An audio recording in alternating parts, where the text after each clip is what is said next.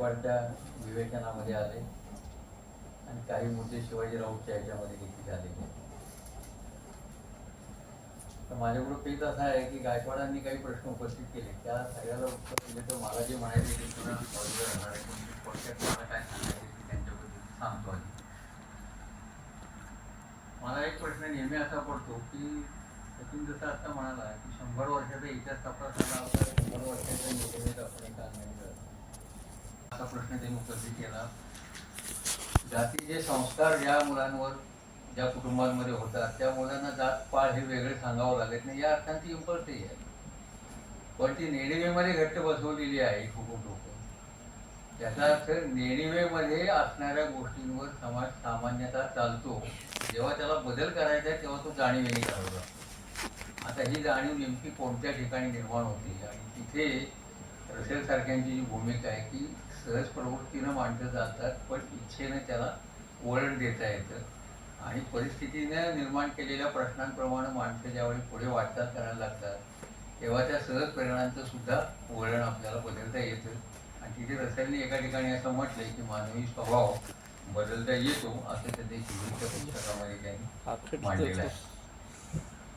सचिनने जे मुद्दे उपस्थित केले त्यात तथ्य या अंगाने आहे की एका विचारवंताचा अभ्यास करताना एकाच काळातली भूमिका सतत समोर ठेवून आपण तेवढाच विचार करत राहिलो तर कुठेतरी खचगत होण्याची शक्यता आहे. कारण तो विचारवंत ज्या कालखंडामध्ये कार्यरत असतो त्या काळामध्ये अनेक प्रकारची राजकारणं सुद्धा उपस्थित झालेली असतात. सांस्कृतिक राजकारण आहे, ज्ञानाचं राजकारण आहे, सत्तेच्या वर्चस्व संबंधाचं राजकारण आहे. त्या सगळ्याचा परिणाम त्याच्यावर होत असतो आणि त्याला त्याच्याबद्दल काही भूमिका घ्याव्या लागतात. त्या भूमिका घेत असताना ते कोणते कोणते बदल करतात हे सुद्धा पाहणं गरजेचं आहे. त्यामुळे एखाद्या विचारवंताबद्दल अमुक एका काळाचा धब्बा आपण मारला आणि तेवढंच शेवटपर्यंत कॅरी ऑन केला तर त्या विचारवंताचं नीट आकलन आपल्याला होणार नाही. रसेलच्या या पुस्तकाच्या संदर्भामध्ये रसेलचं वर्णन, जसं गोपाळ गुरुंनी पूर्वी एका लेखामध्ये आंबेडकरांचं वर्णन करताना रॅडिकल लिबरल असं वर्णन केलेलं होतं की ते लिबरल किंवा प्रॅग्मॅटिक आहेत किंवा त्यांच्यावर तो एक पगडा होता काही काळ असं आपण मानलं तरी इथे त्यांना त्याच्यापेक्षा सुद्धा रॅडिकल भूमिका घ्याव्या लागलेल्या आहेत. या अंगाने तो त्यांना रॅडिकल लिबरल म्हणतो. तसं कदाचित रसेलच्या बाबतीत त्या कालखंडापुरतं म्हणावं लागेल. पुढच्या कालखंडाबाबतीत मी म्हणणार नाही. रसेलचा आपल्या महाराष्ट्रातील, विशेषतः देशातील तर आहे पण विशेषतः महाराष्ट्रातील आरंभीच्या फळीमधली म्हणजे 20व्या शतकाच्या आरंभीची शिक्षित झालेली पिढी ही स्पेन्सर म्हणा, बेंथम म्हणा, जॉन स्टुअर्ट मिल्स म्हणा यांच्यावर पोचलेल्या पिढीवर एक पगडा रसेलचा आपल्याला दिसतो आणि त्या अर्थाने ते इथल्या बुद्धिवाद्यांचे मार्गदर्शक वगैरे मानले गेले आणि त्याची चर्चाही सातत्याने या मंडळींच्या ह्याच्यामध्ये आपल्याला होताना त्या काळामध्ये दिसते. रसेलच्या पुढचे जे पेच आहेत संबंध, त्या अर्थानं रसेलला रॅडिकल लिबरल म्हणायचं का रिफॉर्मिस्ट लिबरल्स जे आहेत त्याचा मेरुमणी म्हणायचा हाही एक प्रश्न आहे. आता मी विवेचनाच्या सोयीपोस्ट त्याला रिफॉर्मिस्ट लिबरल्स जे होऊन गेले त्याच्यामधला रिफॉर्मिस्ट लिबरल असं त्याचं मला स्वतःला योग्य वाटतं करायला. तो ज्या काळाबद्दल लिहितो सचिननी त्याचा उल्लेख केला किंवा गायकवाडच्या विवेचनामध्ये त्याचा उल्लेख झाला तो पहिल्या महायुद्धाचा सगळा काळ 1914 ते 1908ला. युद्ध संपलेलं नाही. 15 सालची त्याची व्याख्यान आहे आणि 17 साली ती प्रसिद्ध झालेली आहे. 16-17च्या दरम्यान युद्ध संपले. त्याच्यानंतर युद्धाने त्याच्या मनामध्ये काही प्रश्न उपस्थित केलेले की युद्धातली हिंसा असते की म्हणाला तसं इतके लोक हिंसक का होत आहे, युद्धाच्या मागची प्रेरणा काय आहे. एका ठिकाणी तो असं म्हणतो की ही प्रेरणा आर्थिक नाही आहे केवळ, त्याच्यामध्ये सहज प्रवृत्तीचाही भाग आहे, कल्पनेचाही भाग आहे, साहसाचाही भाग आहे. त्यातल्या कुठल्या प्रेरणा युद्ध नसताना उपयोगी आहेत अशी पण त्यांनी चर्चा केलेली आहे या पुस्तकामध्ये. म्हणजे युद्धाच्या या प्रेरणातनं युद्ध झालं ते हिंसक झालं तर ते त्याला नको आहे, पण युद्ध न होता या प्रेरणा कार्यरत राहिल्या कल्पना आणि साहस या अंगाने तर त्या कदाचित समाजामध्ये नवा जोम पैदा करू शकतील अशी त्याची भूमिका आहे. म्हणून युद्धाशिवाय या प्रेरणांचं अस्तित्व त्यांनी एका ठिकाणी मान्य केलेलं आहे. या सगळ्या पुस्तकामध्ये त्याच्या डोळ्यासमोर मुख्यतः युरोप आहे. कारण पहिल्या महायुद्धामध्ये जर्मनी आणि फ्रान्स यांच्यातलं युद्ध सुरू म्हणून झालं. ते जर्मनांनी सुरू केलं असं फ्रेंचांचं म्हणणं होतं आणि फ्रेंचांच्या म्हणण्याला जर्मनीनं दुसरा एन्काउंटर केलेला होता. एक देश हा चित्रकला आणि याच्यातला प्रावीण्य असणारा देश होता आणि एक संगीताच्या संदर्भातला देश होता. युद्धाकडे बघताना या दोन देशांच्या वैशिष्ट्याचा एका अंगाने रसेलनी निर्देश केलेला आपल्याला दिसतो. जगाची पुनर्रचना या पातळीवर हे युद्ध पाहिल्यानंतर त्याला करावीशी वाटते किंवा व्हायला हवी असं वाटतं. ती पुनर्रचना कोणत्या जगाची आहे तर ती प्राधान्याने युरोपियन जगाची आहे. ती त्याच्यात आशिया जगाचा तुम्ही जर ती वैश्विक आहे असं मानलं तरच आपण त्याच्यात येऊ शकतो, पण ती वैश्विक आहे म्हणण्याने आपण त्याच्यात येतो असं मला वाटत नाही. तिथे आंबेडकर जे म्हणतात ते जास्त रिलेव्हंट आहे, हे आपण मान्य केलं पाहिजे. त्याला कोणत्या संदर्भात पुनर्रचना आणि त्याची तरतूद तो मांडतोय, त्या ज्या संस्था त्याला रिवाईज करायच्या आहेत त्याच्यामध्ये एक स्टेट आहे, राज्य संस्था आहे, युद्ध संस्था आहे, खाजगी मालमत्तेची संस्था आहे, शिक्षण आहे, विवाह आणि लोकसंख्या. त्याच्याबद्दल 1929ला त्यांनी मॅरेज अँड मोरल्स नावाचे पुस्तक घेऊन एक वेगळी भूमिका मांडली. आणि धर्म आणि धर्मसंस्था आहे. या सगळ्या संस्थांचा एका अंगानं तो रिव्ह्यू या सगळ्या पुस्तकामध्ये करताना आपल्याला दिसतो. त्यातलं शिक्षण जे आहे ते त्याच्यातली आता वाक्य मी वाचत नाही, तो तपशील अनावश्यक होईल आपला, पण ते शिक्षण हा एका अंगाने बदलाशी संबंधित असणारी गोष्ट आहे. शिक्षणाने कशा प्रकारचं माणूस तयार व्हायला पाहिजे, कशा प्रकारचे विद्यार्थी तयार व्हायला पाहिजे, स्पिरिट ऑफ एन्क्वायरी त्यांच्यात कशी असली पाहिजे, हे जे तो सगळं मांडतोय तिथे बदलाचा मुद्दा येतो.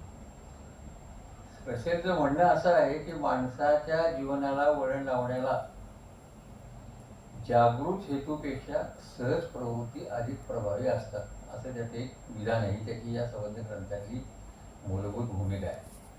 आणि त्याला सिद्ध काय करायचं या ग्रंथामध्ये, मानवाच्या जीवनाला वळण लावणाऱ्या जागृत हेतूपेक्षा सहज प्रवृत्ती अधिक प्रभावी असतात, या श्रद्धेवर आधारलेली विचारसरणी मांडणे, असं त्यांनी पुस्तकाचं स्वच्छ शब्दामध्ये हे केले, हेतू दिलेला आहे.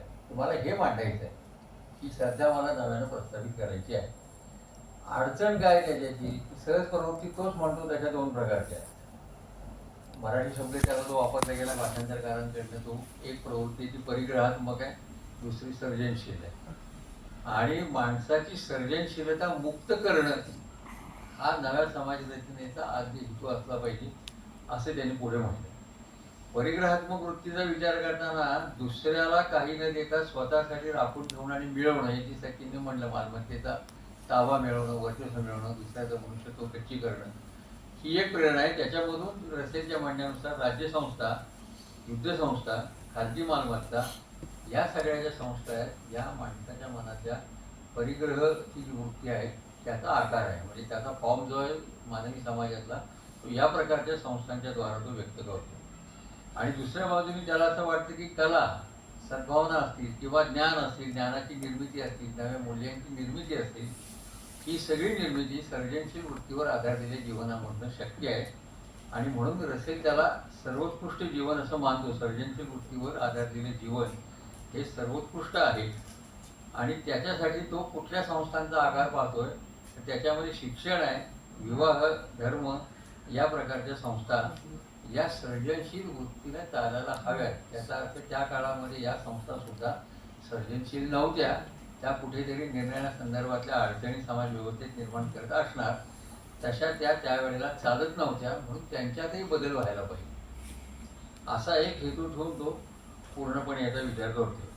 आणि हे तो नुसतं या संस्थांपुरतं म्हणत नाही. अर्थशास्त्र आणि राज्यशास्त्र यासारखी जी सामाजिक शास्त्र आहेत त्यांना सुद्धा तो असं म्हणतोय की सर्जनशीलता मुक्त करणं हेच अर्थशास्त्रीय आणि राज्यशास्त्रीय पुनर्रचनेचं मूलतत्व आहे आणि असले पाहिजे, ही त्याची पुन्हा मूलभूत शास्त्र आहे. म्हणजे या सामाजिक शास्त्रांची शिकवण किंवा संगोपन, वर्धन, त्याच्या आधारे होणारी ज्ञानाची निर्मिती ही सुद्धा कोणत्या दिशेने जाणारी असली पाहिजे, तर ती सर्जनशीलतेच्या निर्मितीने अंगाने जाणारी असली पाहिजे. एकंदरीत त्याचा सगळा जो हेतू आहे तो या तत्वावर युरोपियन समाजाची महायुद्धोत्तर काळामध्ये पुनर्रचना करण्याच्या दृष्टीनं तो हे सगळं लिहितो. त्याच्यापैकी बाकी सगळ्या संस्थांचं विश्लेषण करायला गेलं तर पुन्हा हा 2-3 दिवसाचा प्रकल्प होईल. मी राज्यसंस्थेपुरतं आत्ता माझं म्हणणं मर्यादित केलेलं आहे एका अंगाने. आणि त्याला त्यावेळेला काय वाटतंय, मध्ययुगामध्ये ज्या संस्था कॅरी ऑन होत आलेल्या आहेत 18व्या-19व्या शतकापर्यंत, त्या सगळ्या संस्था त्या काळाच्या चौकटीत त्याला अपुऱ्या वाटत आहेत. का अपुऱ्या वाटत आहेत तर तो असं म्हणतो की या सगळ्या संस्थांमध्ये आत्यंतिक व्यक्तिवाद बोकाळलेला आहे, असं त्याच्या एक विधानच्या पुस्तकामध्ये आहे. आणि दुसरं, या सगळ्या भानगडीमध्ये हा ओबडधोबड जो सगळा भाग आहे व्यक्तिवादाचा ह्याचा त्याचा, त्याच्यामध्ये त्याला त्या काळाचा राष्ट्रवाद जो आहे त्या काळामध्ये सांगितला जात असलेला, तो सुद्धा ओबडधोबड स्वरूपाचा आहे असं त्याला वाटतं. आता रसेलचा लेखन काळ हा एका अंगाने बघितलं तर अनियंत्रित भांडवलशाहीचा आहे. म्हणजे रसेल 1870ला जन्माला आला, 1968ला गेला. त्याच्या आधी 1850ची एक औद्योगिक क्रांती नगरमध्ये होऊन गेली आहे आणि त्या क्रांतीतून एक अनियंत्रित भांडवलशाही निर्माण झाली, कारण यंत्राचा शोध तिथे लागलेला आहे, वाहतुकीच्या शोध सगळे लागलेले आहेत. त्याच्या आधारे एक नवी अर्थव्यवस्था कुठेतरी अस्तित्वात येते आहे आणि कामगारांची अत्यंत पिळवणूक करणारी टोकाची, म्हणजे एंगल्सच्या पुस्तकामध्ये जी वर्णन आहेत वर्किंग क्लासच्या संदर्भातली ती जर पाहिली तर रसेलच्या मांडण्याची आपल्याला प्रचिती येऊ शकते की इतकी प्रचंड टोकाची पिळवणूक होणारा तो एका बाजूला कालखंड आहे की माणसाचं मनुष्य म्हणून असणारं सगळं जीवनसत्व शोषून घेण्याचा तो काळ होता. आणि त्याच्यामध्ये औद्योगिकरण आणि दुसरा शब्द त्यांनी वापरले राष्ट्रवाद, त्या निमित्ताने जो निर्माण झाला त्याच्यामधून काही नवे प्रश्न निर्माण झालेले आहेत. त्याच्यात त्यांनी एक जर्मन आणि फ्रेंच संस्कृतीच्या झगड्याचा एक उल्लेख त्या ठिकाणी केलेला आहे. आणि याला अनुरूप सामाजिक संस्था त्या काळामध्ये निर्माण होत आहेत, पण त्या सदोष आहेत म्हणून पुनर्रचनेची निकड आहे असं त्याचं म्हणणं आहे.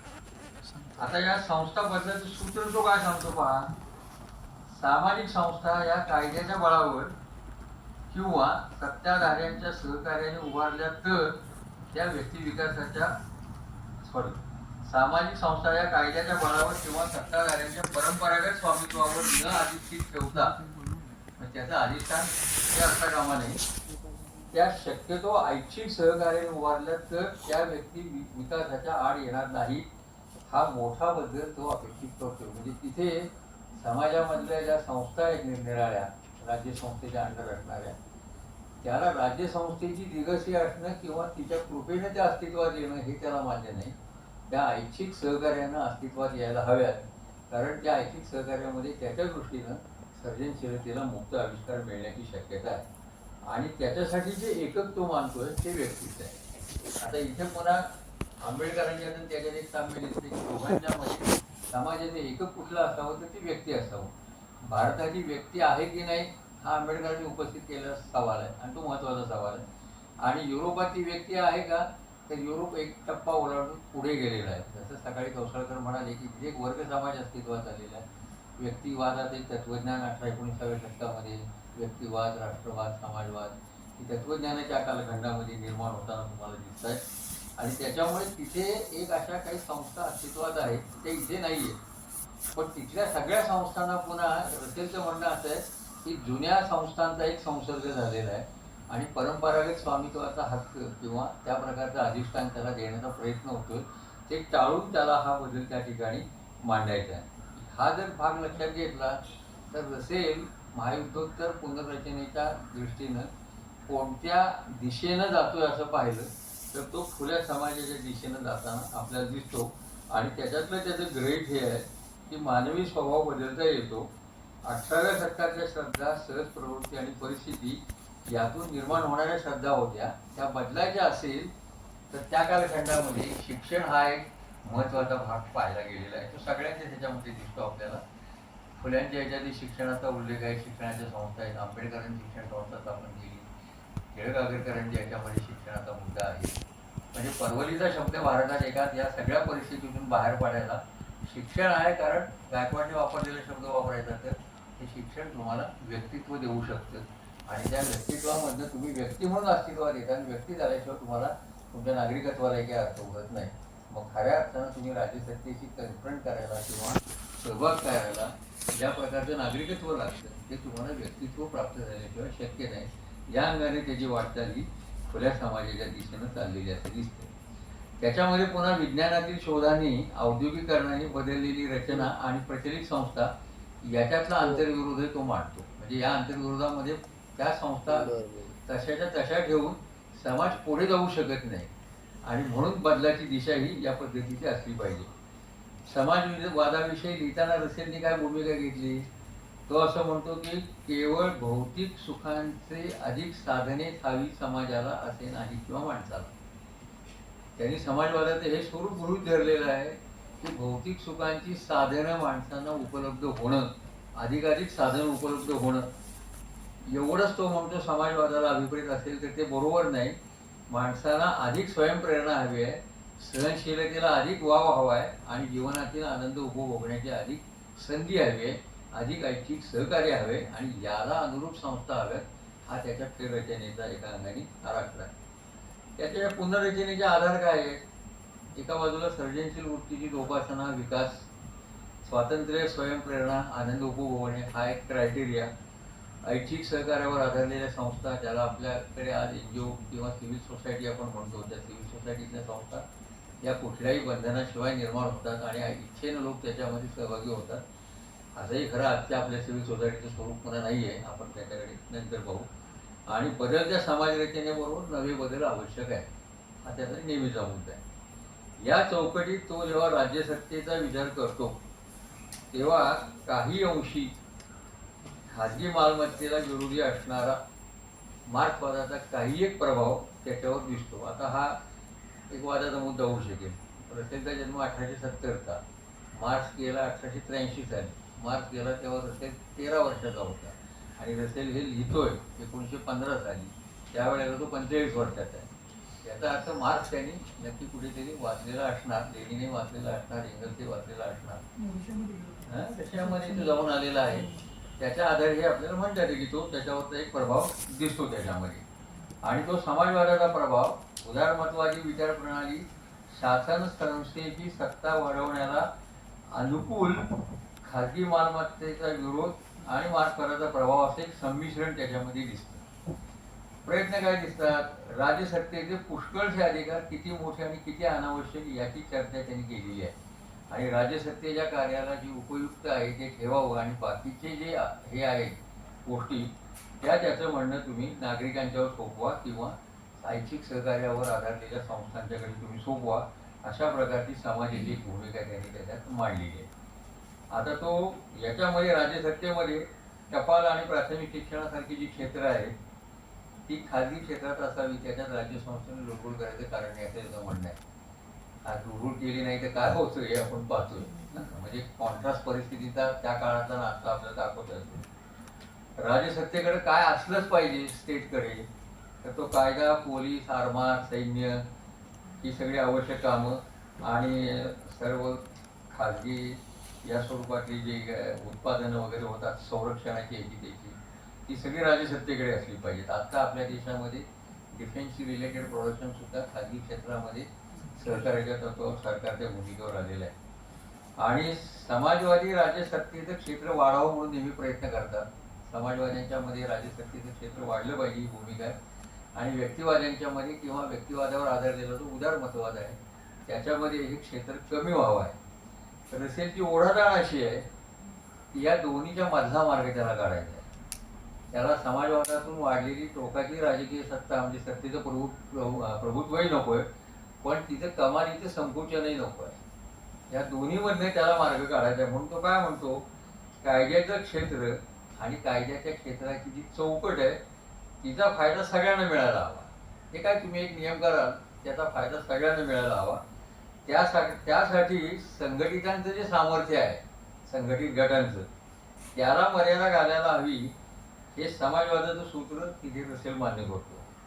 पण त्याचबरोबर तो म्हणतो राज्यसत्तेची हेतू व मते याविषयी मतभेद हा गुन्हा त्या काळामध्ये मानला जात होता, विशेषतः अमेरिकेमध्ये. म्हणजे अमेरिकेत अनेकदा, इंग्लंडमध्ये सुद्धा ख्रिश्चन धर्मावर किंवा ईश्वर नेतेबद्दल तुरुंगात होतं, त्याची उदाहरणं त्यांनी त्या पुस्तकामध्ये दिलेली आहेत, पुस्तकामध्ये. आणि युद्धकाळामध्ये परराष्ट्रीय धोरणावर टीका करता येत नाही वगैरे, हा सुद्धा तो गुन्हा होता. यासारखं जे राज्यसत्तेचं वर्तन आहे स्टेटचं, हे त्याला त्या काळामध्ये मान्य नाही. आपल्याकडे याच भूमिकेला मान्यता आहे की त्या गुन्हा करता तुम्हाला येणार नाही, या पद्धतीने टीका करता येणार नाही. तेवढीच नव्हे तर आता नेत्यांवरही टीका करता येणार नाही, इथपर्यंत आपण एक पाऊल पुढं गेलो. हां, सार्वत्रिक लष्करी नोकरी हा जो तिकडे एक प्रकार होता, इंग्लंडमध्ये होता, बराच काळ अमेरिकेमध्ये होता. आणि ती नोकरी तुम्हाला केलीच पाहिजे. याची सक्ती होती, ती सक्ती त्याला त्याही काळामध्ये मान्य नव्हती. आणि म्हणून तो असं म्हणतो की सार्वत्रिक लष्करी नोकरी हे आत्यंतिक सामर्थ्याचं उदाहरण रसेलनी दिलेलं आहे. आणि याच्यात युद्धाचाही तोटा आहे आणि संस्कृतीचाही तोटा आहे असे त्यांनी म्हटले. ते त्यांनी फ्रेंच आणि जर्मनी यांच्या संदर्भामध्ये त्यांनी ते म्हटलेलं आहे. भारतातलं आजचं राष्ट्रराज्य ह्यातलं कुठलं स्वातंत्र्य आपल्याला देत नाही. युद्धाचे आंतरराष्ट्रीय नियम असतात, पण तेही पाळले जातीलच असं नव्हे. उदाहरणार्थ व्हिएतनाम युद्धामध्ये एक सार्वत्रिक नियम असा आहे की बाबा जिथे मानवी वस्ती आहे तिथे बॉम्ब टाकायचे नाही, बॉम्बिंग करायचं नाही. पण ते व्हिएतनामच्या युद्धामध्ये पाळले गेले नाही. आता युक्रेनच्या युद्धामध्ये पाळलं जात नाही, किंवा पॅलेस्टाईन आणि त्याचं जे आता युद्ध चालू आहे त्याच्यामध्ये सुद्धा ते पाळले जात नाही. युद्धापासून अलिप्त राहण्याची मुभा त्यासाठी रक्षक झाला. माझा युद्धाशी संबंध काय असा एक त्याचा मूलभूत प्रश्न आहे. मी या देशाचा नागरिक आहे, त्या देशात एक नागरिक आहे, त्याचा माझा संबंधही नाही, दळणवळण नाही, काही बोलणं नाही, चालणं नाही. तर त्याला मी शत्रू का करू? शत्रू होण्यासाठी किमान असणारा जो संबंध आहे शत्रू व्हावी, तो सुद्धा जर माझा अस्तित्वात नसेल त्या माणसाची, तर ती त्याला मी शत्रू का मानावी? कारण एक राष्ट्र दुसऱ्या राष्ट्राला कुठल्या तरी प्रेरणेने का होईना पण शत्रू मानतं. आणि राष्ट्रराज्यात हे कंपल्शन आहे व्यक्तींवरचं, नागरिकांवरचं, की जो राष्ट्राचा शत्रू तो तुमचाही असला पाहिजे. ही भूमिका रसेलला तिथे मान्य नाही. कायदा आणि प्रभावी लोकमत हे राजसत्तेच्या अधिकाराचे उगम असतात असं आपल्याकडे सुद्धा मान्याचा एक 10-12 वर्षापूर्वीचा काळ म्हणजे आठवा अण्णा हजारेंचं आंदोलन आहे. म्हणजे सिव्हिल सोसायटी हेच स्टेट आहे असं म्हणण्यापर्यंत अण्णा हजारेंचं आंदोलन केलेलं होतं. आणि सिव्हिल सोसायटीला वाटतो तोच कायदा संसदेनं मंजूर केला पाहिजे. की अण्णा हजारेंची त्यावेळेला त्यांची टीम सगळ्या म्हणजे आग्रही भूमिका आग्रही भूमिका होती. आणि म्हणून पार्लमेंटमध्ये सुद्धा आम्ही देऊ तो ड्राफ्ट तुम्ही तसा मांडा हा त्यांचा आग्रह होता.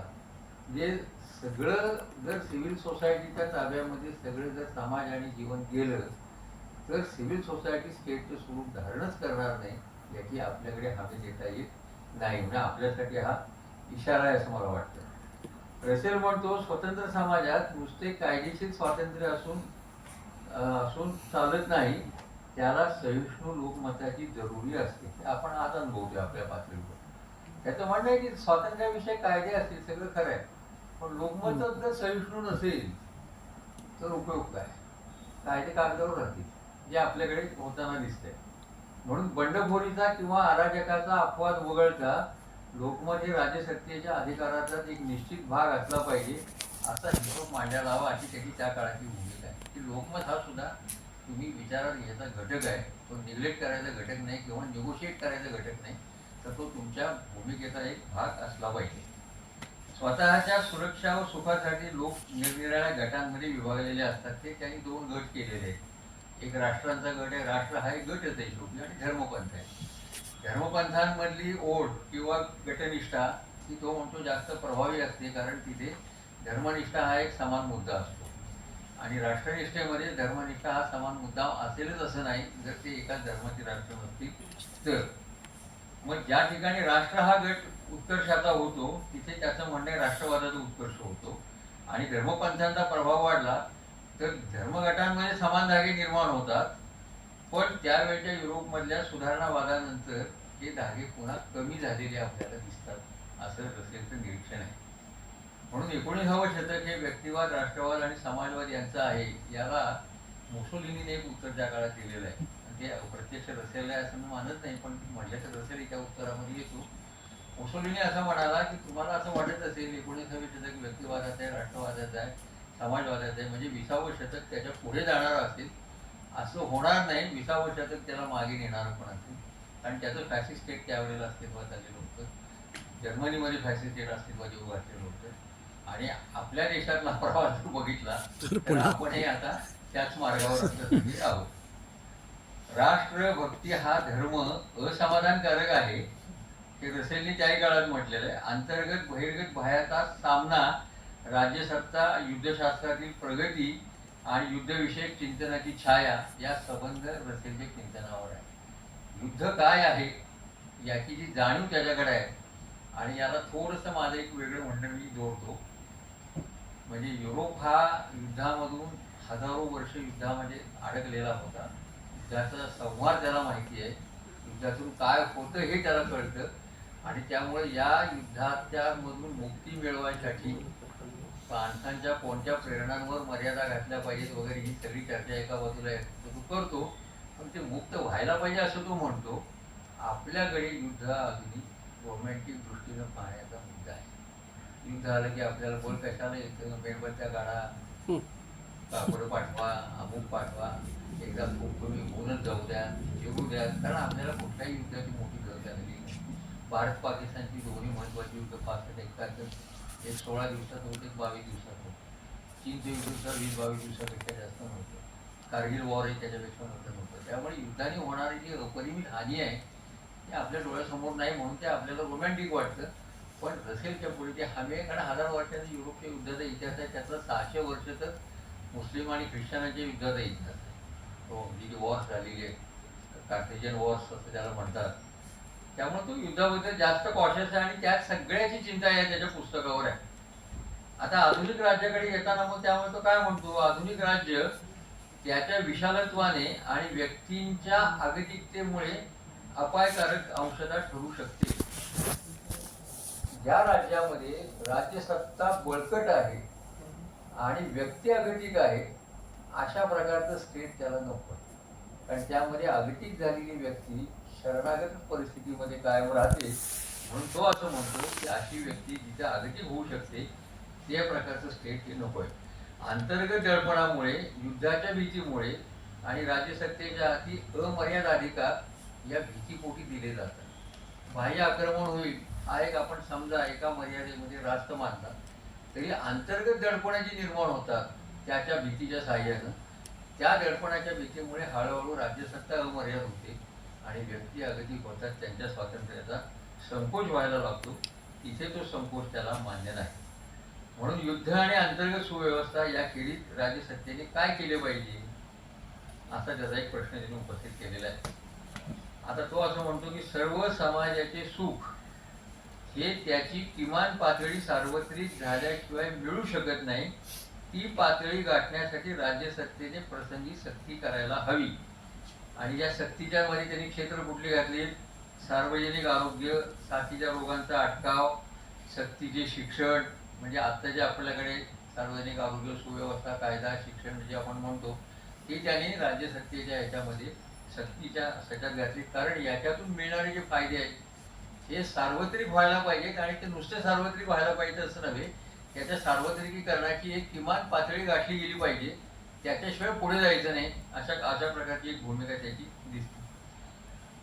दुसरं तो म्हणतो कायद्याच्या बाबतीमध्ये राज्यसत्तेने दक्षता कोणती घ्यायला हवी की त्यात पळवाटा राहता कामा नये, ज्या आपल्याकडे आवर्जून ठेवल्या जातात. आर्थिक अन्याय कमी करण्याविषयीचे अधिकार हे सरकारकडे असले पाहिजे. आपल्याकडे मार्गदर्शक तत्वामध्ये आपण त्याचा काही एक उल्लेख केलेला आहे. आणि उत्पन्नावर प्रसंगी राज्यसत्तेचा पहिला हक्क असला पाहिजे माणसाच्या उत्पन्नावर. आता रसेलच्या पुढचा पेज काय पहा, व्यक्ती स्वातंत्र्याला सर्वात मोठा धोका हा राज्यसत्तेचाच असतो, तरीही तो त्याचे काही ठिकाणी कार्यक्षेत्र वाढवावे असे म्हणतो. म्हणजे राज्यसत्तेचं कार्यक्षेत्र वाढलं तर व्यक्तीचं स्वातंत्र्य संकुचित होईल, पण व्यक्तीला सार्वत्रिक सुखाची पातळी गाठून देण्यासाठी ते जर आवश्यक असेल तर ते केलं पाहिजे. म्हणून या पेचामध्ये तो स्वतःला टाकतो आणि त्याला पर्याय काय सुचवतो, त्याला पर्याय सुचवतो तो सिव्हिल सोसायटीचा.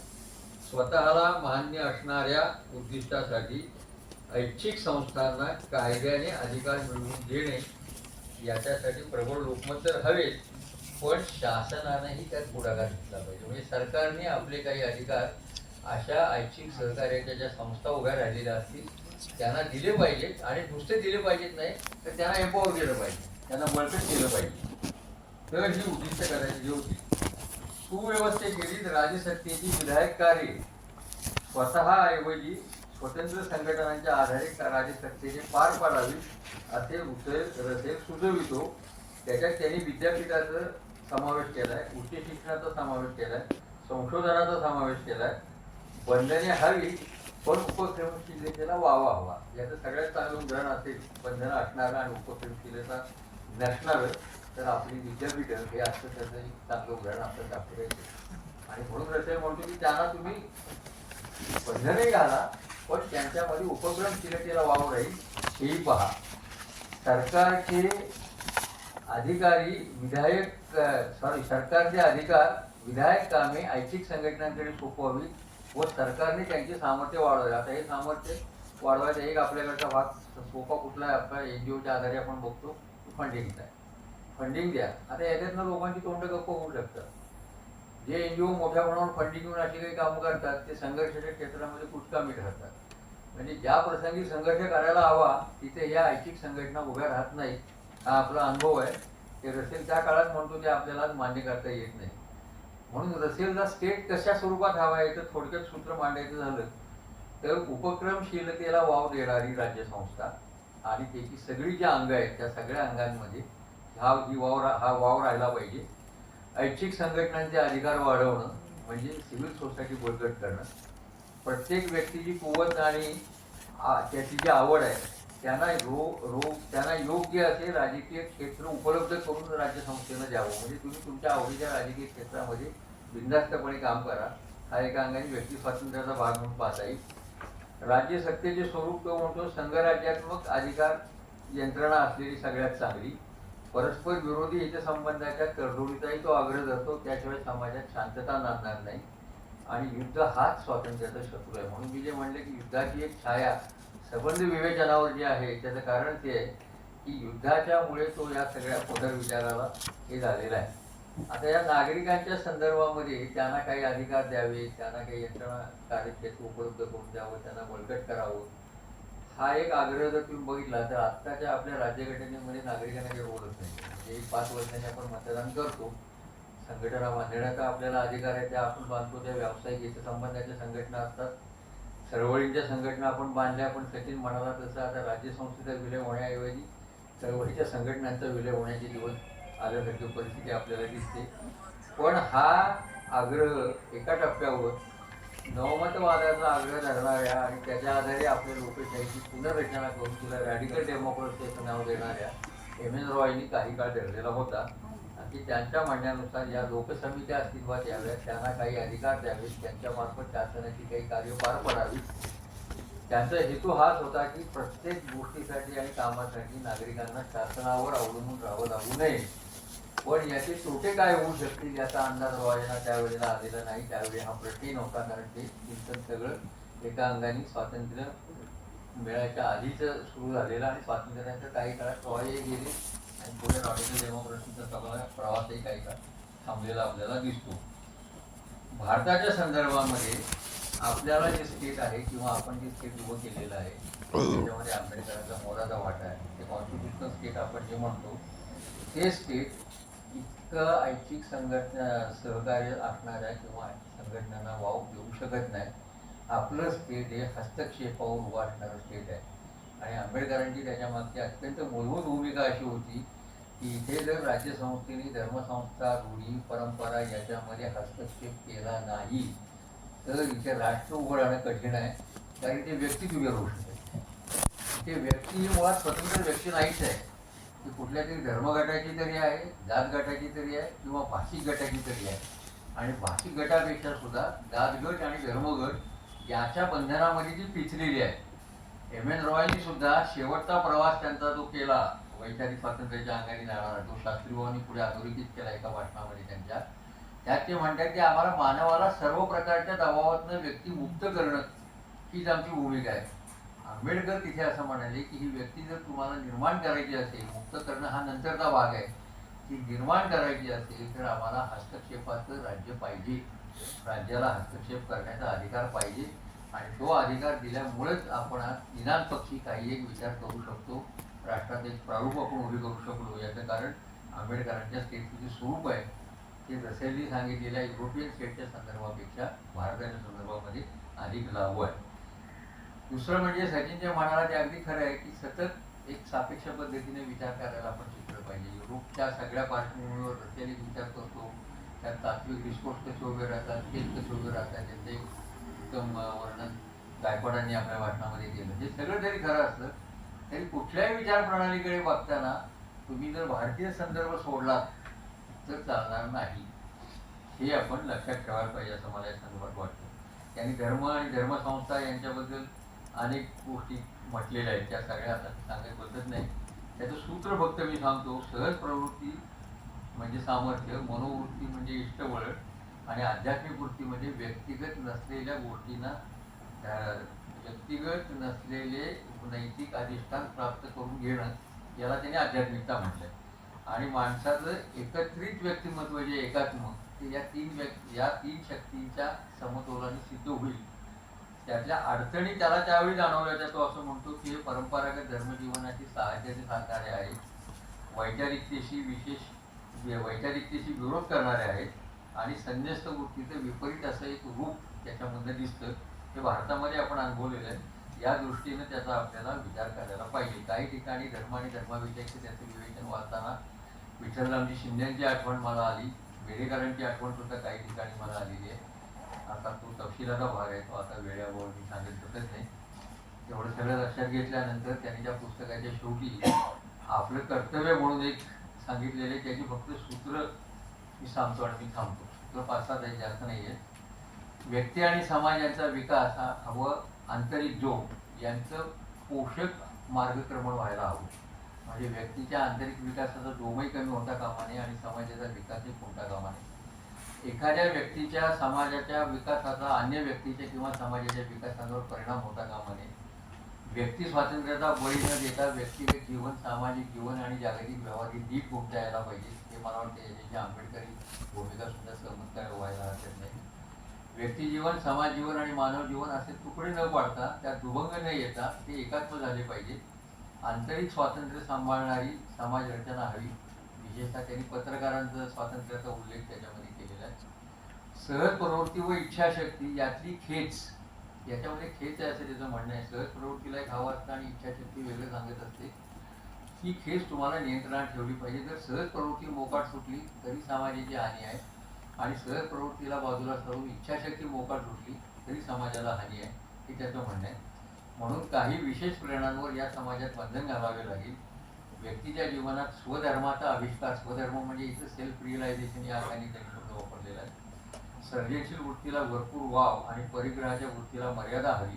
मॅक्झिमम पॉवर आणि मिनिमम स्टेप. वरील दृष्टीने शिक्षण, विवाह, धर्मसंस्था यांची पुनर्रचना. नंतर एकेरी जीवनाचा ध्यास नको, ज्ञानावर परंपरेचे ओझे नको आणि या पद्धतीचं त्याचं एकूण सगळं विश्लेषण आहे. काही ठिकाणी मार्क्सची आठवण होणं अपरिहार्य आहे आणि कंझ्युमरिझमचा जो तपशील त्याच्या या आंबेडकरांच्या निबंधामध्ये त्यांनी उल्लेख केला आहे, तो पाहताना काही ठिकाणी एरिक फ्रॉमची आठवण येते. पण एरिक फ्रॉमचा काळ हा पुढचा आहे, त्यामुळे फ्रॉमने केलेलं जे विश्लेषण आहे मानवी गरजांचं वैज्ञानिक दृष्टीकोन आणि मानसशास्त्रीय दृष्टिकोन, ते याच्याशी आता आपण जोडण्याचं कारण नाही. पण एकूण असा सगळा रसेलचा एक वर्ल्ड स्टेटबद्दलचा आहे. आपलं स्टेट अर्थातच निराळ आहे सांगायला. काय कोणाला बोलायचं असलं तर बोला, 5 मिनटं काय.